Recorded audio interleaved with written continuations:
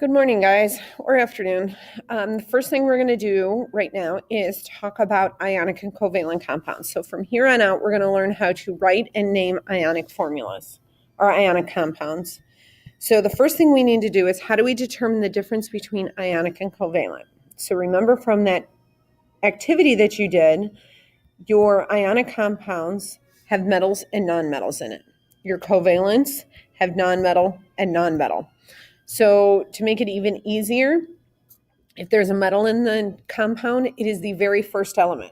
So if I give you a list of things like these two right here, compounds, all I need to check is that first element. If it's to the left of the mat line, it's a metal, it's an ionic compound.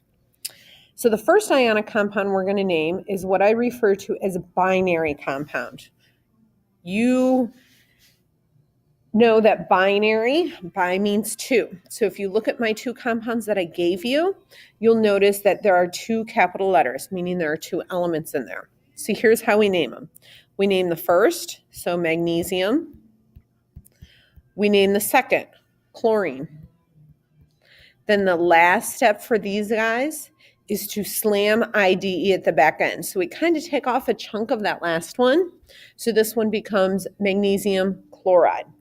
So let's take a look at this next one. Name the first element, barium.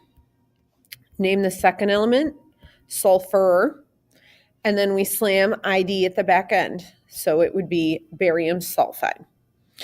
Once you start naming more and more of these, you'll start to realize what you kind of chop off in terms of the end to slam that ID at the back end of it.